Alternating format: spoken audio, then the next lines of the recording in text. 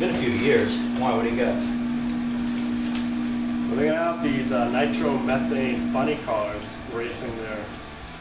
And there's a guy named Paul Weiss. Yeah, that's the guy that we met at the World of Wheels. He used to run alcohol and he used to have a front engine drag car. And now he's up to the nitromethane stuff. He's gonna be up the New England dragway? Check it out. Dude. Oh. This is such a road trip.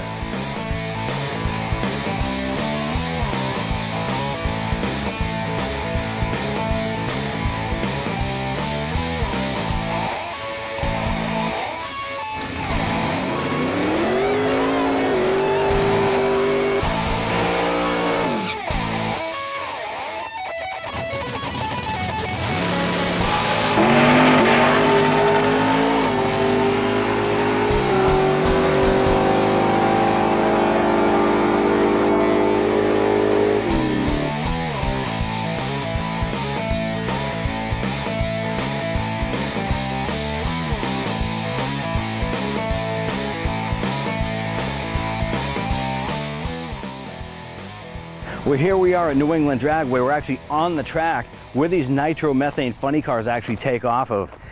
If you can hear that crackling sound, that's my sneakers actually sticking to the track. This is actually a chemical that these guys spray down on the concrete for the slicks of the tires to actually stick to launch these cars. When you're running 8,000 horsepower, you need something to keep these tires planted so they can get a good launch and get down the quarter mile in about 4 seconds. 8,000 horsepower in 4 seconds in a quarter mile. That's pretty awesome.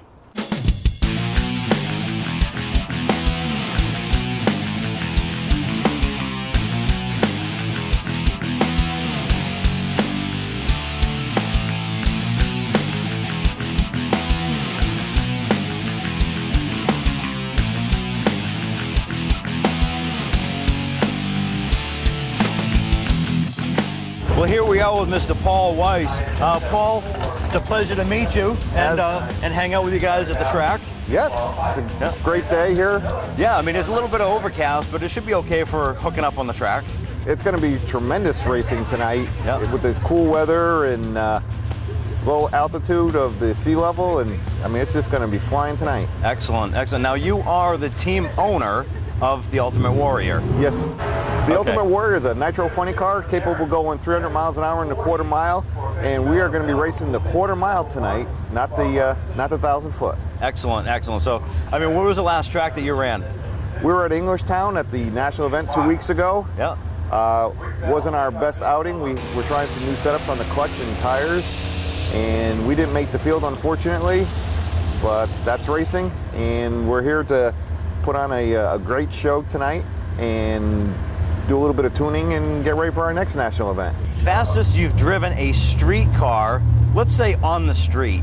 On the street, I mean, I'm lucky if I go like 100 miles an hour when I was a kid. Now that I'm a little bit older here, I drive around in a Volvo, and people think that after 30 years of racing and stuff like that, I'd have like Ferraris and Porsches and stuff like that, but I get my fun on the racetrack driving fast, Right. Why would you want to have a Ferrari or something when you've actually driven a nitromethane car?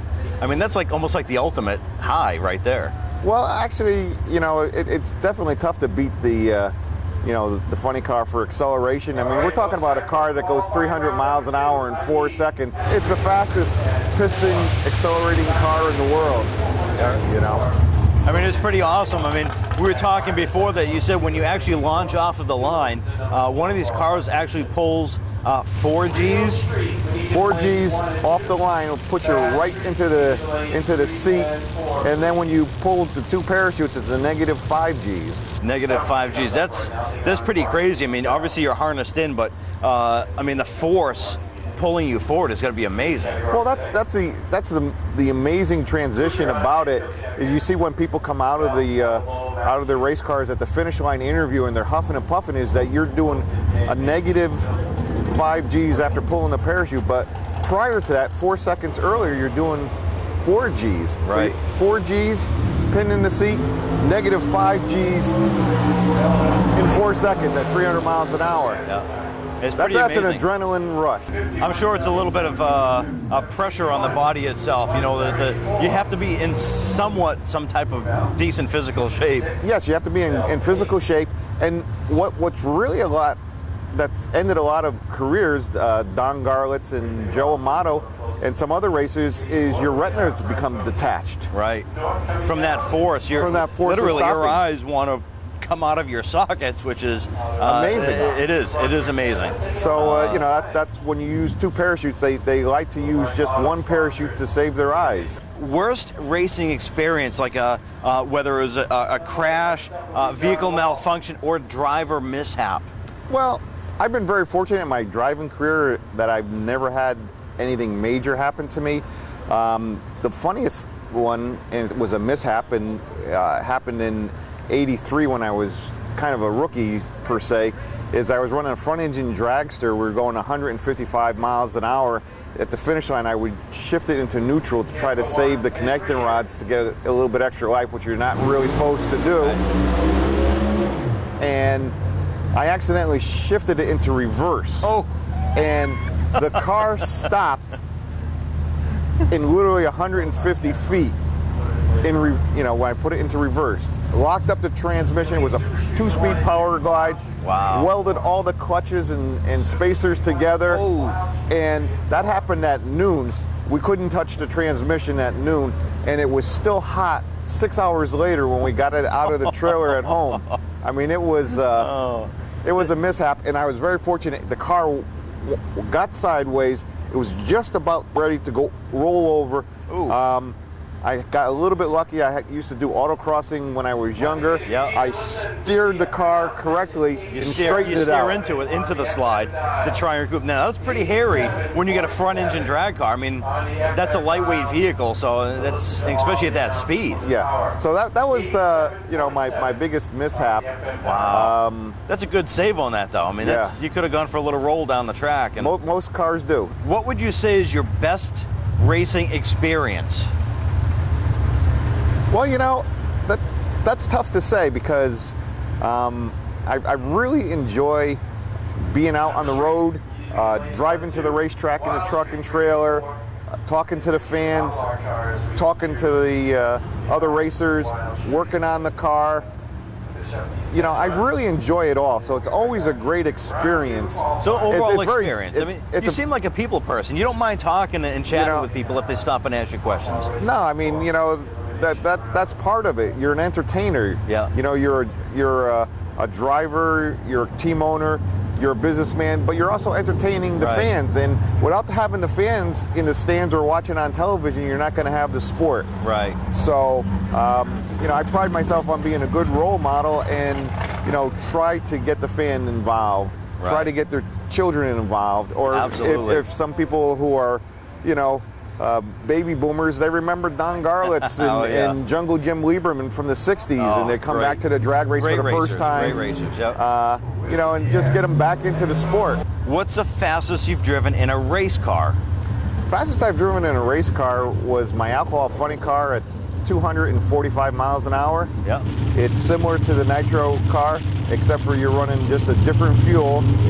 Basically, it's the same body, same chassis virtually, and later on this year I'm going to pop into the nitro car here and give it a couple laps, and you know, if you own it, you got to drive it at least a few times. Right.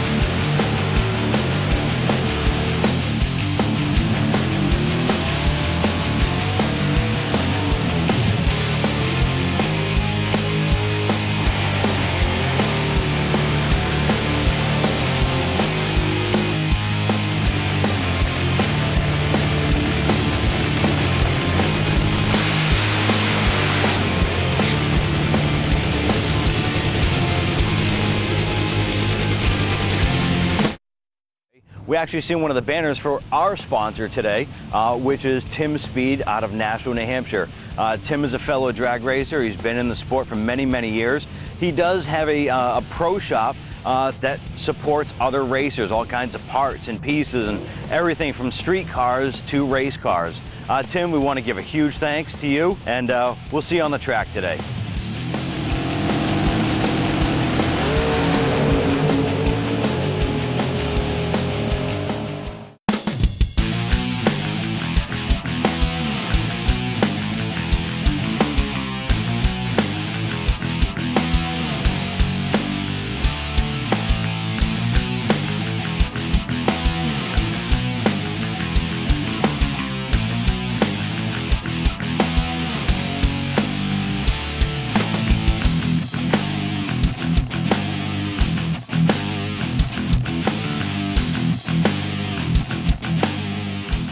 What was your favorite street car you've ever owned?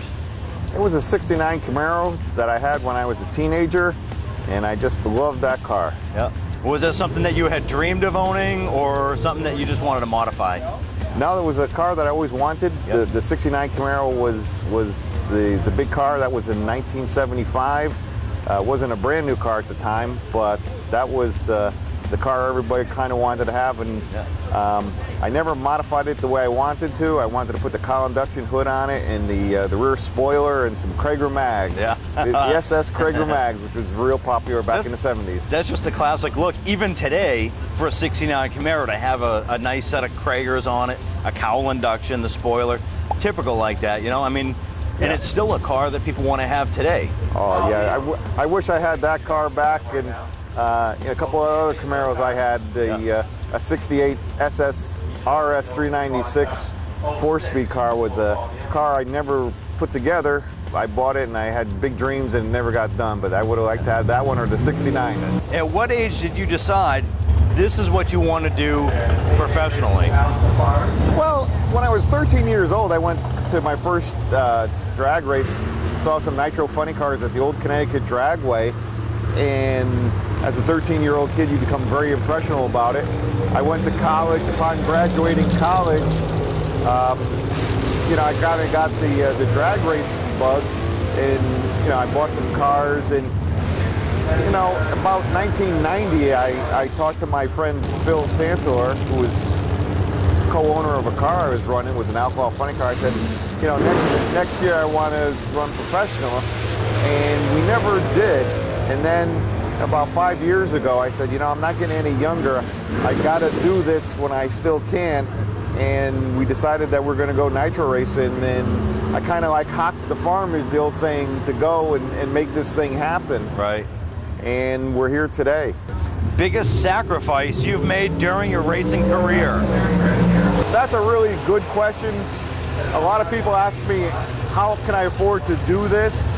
And the only way that you can really run a professional nitro funny car is either have to come from a very wealthy family, which I did not, or you had to sacrifice everything in your life. And I never had a wife, I never had children, never had large quantities of money, and it was just a lot of determination and perseverance just to make it happen to this level here. And now that I have a nitro funny car, there's only about 40 of them in the country. A good 20 of them are well funded, another 20 aren't. And you just have to sacrifice everything. I never went on vacations. Every time I had time off from work, I went to a racetrack. Right. And it's just a lot of persistence and perseverance. And I hope there is a reward at this. I hope a major sponsor comes and makes it all happen. But you need to have the car to get the sponsor. Right. I mean, this is your life right now. This is everything. Right. I mean, you're right. I mean, no wife, no kids. I mean, you've given everything up, all those other opportunities to follow after this dream. Here you are. Now your next step is to get that perfect sponsor, that one sponsor that takes you the rest of the way. Who is your inspiration coming into the racing field, into drag racing?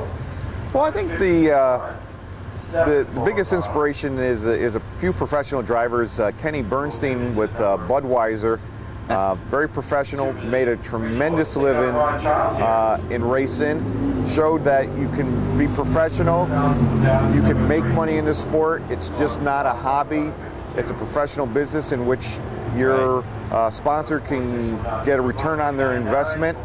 John Force is a racer who started out with nothing and built a racing empire. I got to, give kudos to him, even though I'd love to beat him in his family. But there's a person who persisted and said that you can make a living in racing. Right. It's just not a hobby.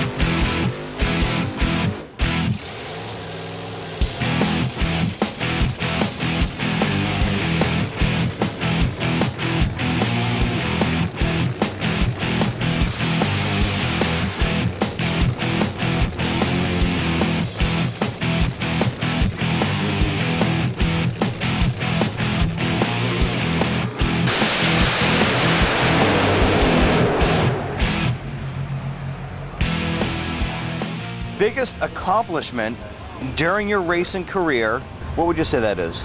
Well, at the present moment, it's actually putting together the funny car and getting it to the track. A lot of friends and family said it would never happen.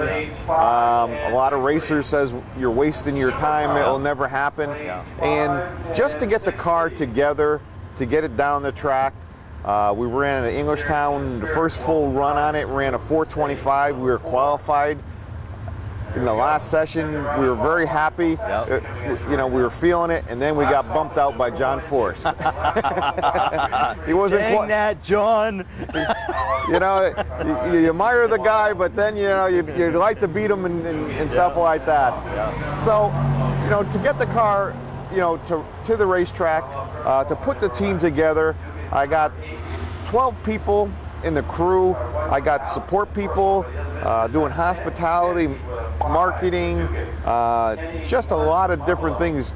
It's such a big deal to get this thing together. It's just not a couple guys coming to the racetrack like it used to be and find a couple guys at the racetrack and just go racing. I mean, it's a lot of work, a lot of logistics, flying people in, getting hotel rooms, a lot of behind the scenes, doing interviews. It's just not a matter of putting a couple spark plugs in there and changing some rods and pistons and making it happen. I mean, there's just a lot of background work, and to make it all happen is a big accomplishment. So to be here at the track, even to be having one of your competitors, John Force, running, that is a huge accomplishment right there.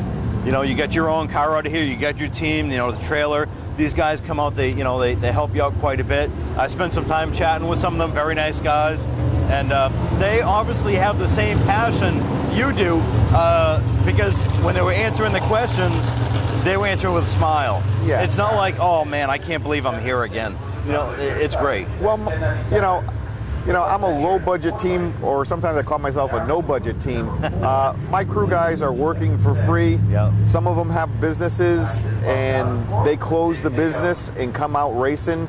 They're living the dream. Yep. There's not too many nitro funny cars in the country. Right. And in the Northeast, I'm the only nitro funny car that's based in the Northeast. So if you want to work on a car to be part of this thing, it's very exclusive, and you know, they're living the dream. They're helping me, you know, live the dream also here. And you know, without them, I couldn't do it. You know, you just can't do this without a full crew. And you know, we're doing the interview right now. They're out there thrashing, still putting it together, getting it ready. Yep. And we're not racing until 6 o'clock tonight. That's you know, like another 6 hours from now. They're getting dirty, but you know, like you said, they're loving it. They're smiling and stuff like that. Right. So, what would you change, if anything, if you had to do it all over again? you know, if I had to do it all over again, I spent 20 years in alcohol funny car racing. Yep. And my original plan was just to be in it for a couple years, just to get my feet wet and then go nitro racing. Yep. I should have gone nitro racing back in 1990. Okay. And just saved myself 20 years of this alcohol racing. Yep. It was a lot of fun, but it's not where I wanted to be. Yep. And, you know, I aspired to do this, and I just should have done it 20 years earlier. Right. No, that's good. That's good.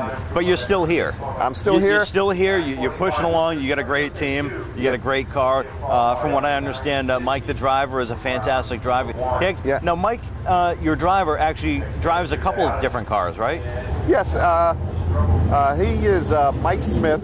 His father is Paul Smith, a pretty famous funny car driver and team owner now, down from Florida. And Mike is what they call a journeyman. He'll run my car, he'll run another person's car, and you know, he's like me. We're trying to make a living in racing. Yep. And I can't do the full 23 national events. I can pick and choose a few national events. If I can do 4 or 5, you know, that'd be great. And then he'll try to fill in, you know, a couple other races with some other teams. And he's trying to make a living out of racing, and he's trying to live his dream too. And so we both need each other to make it happen. And you know, so we kind of made this partnership here, and we're trying to reach the goals here. If I can find the money to do the 23 races, he'll find the time to race 23 races.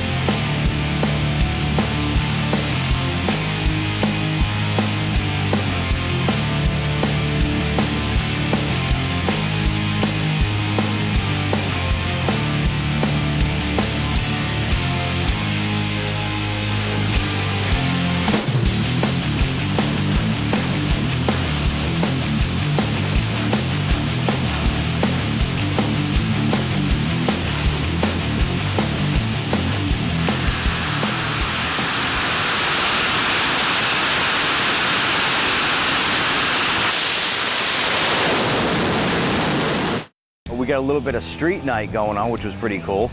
And these guys come on out, they're actual street cars that are registered, driven on the road, and these guys come to test out their cars, see what their cars can do in the quarter mile, which is pretty cool. We had everything from Mustangs, motorcycles, to even sleds, snowmobiles that were running 8 to 10 seconds in the quarter mile, which is pretty scary.